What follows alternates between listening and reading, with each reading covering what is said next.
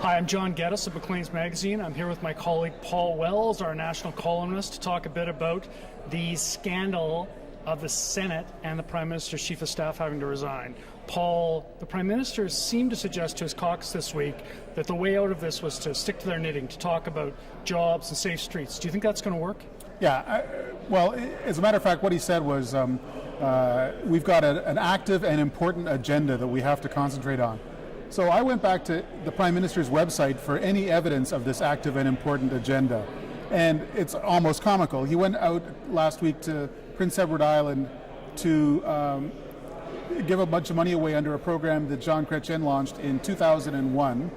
He changed the name of the Victims of Abuse Center in Calgary to the Sheldon Kennedy Victims of Abuse Center. He flew out to Calgary to do that. This is a guy who doesn't have an awful lot of stuff going on. And more broadly, that's the problem with this government, is there's no sense that it's embarked on a great mission or enterprise that would be more important than cleaning up the Senate and cleaning up the Prime Minister's office. Paul, does that mean it would all change if he got a couple of big wins to put in the post in the window? I'm thinking here about Canada-EU trade, a favorable ruling this summer from the Obama administration on Keystone, something like that. It couldn't hurt. The problem with this Prime Minister is that the longer he's Prime Minister, the more he kind of hunkers down and pushes out rather than inviting people in, reaching across the partisan boundaries to surprising allies. Remember, this is a guy who, after 16 years of fighting with the Progressive Conservatives, joined his party with the Progressive Conservatives for a bigger goal, who went to get David Emerson, bring him into cabinet after Emerson had been a member of the Paul Martin government, who made accommodations with Quebec nationalism after having been very suspicious of Quebec nationalism for a long time, because he said he had to be a government, he had to run a government for all Canadians. We just haven't seen a lot of that Stephen Harper lately. He doesn't have any strong international allies.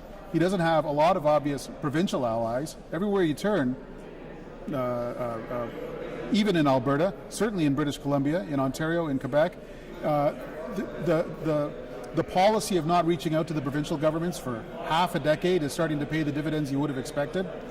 And in his own caucus, even before this business with Nigel Wright and Mike Duffy, every story about the Conservative caucus this season has been about the caucus inching away from Harper.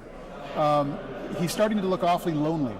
Do you think that the fact that now I was about to say the Trudeau Liberals, the Liberals under Justin Trudeau look obviously much more formidable than they did before, that could be the thing that jolts the Conservatives into some kind of new life? I mean, after all, the Prime Minister will have an opportunity this summer to regroup and some people say reboot a bit.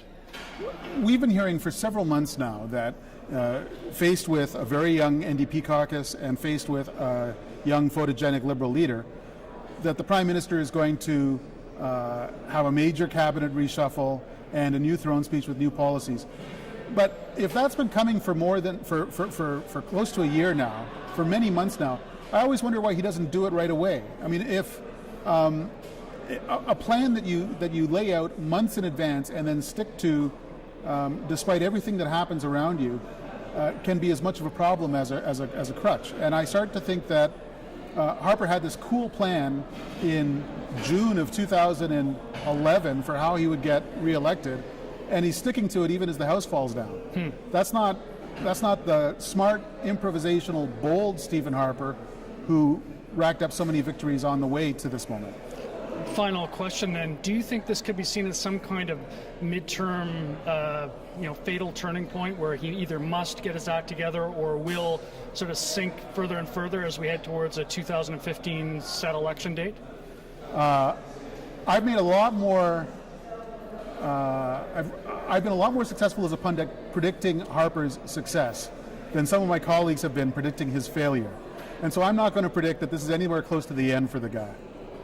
But when it ends for him, 5 years from now, 5 weeks from now, whenever, it's going to look kind of like this moment.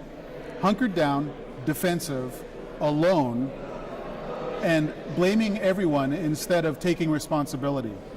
That's not how Harper became Prime Minister, and it's not the way he acts when he's succeeding. Someone, maybe his new Chief of Staff, Ray Novak, needs to remind him of that. Okay, Paul, thanks very much. I'm John Geddes from Maclean's Magazine.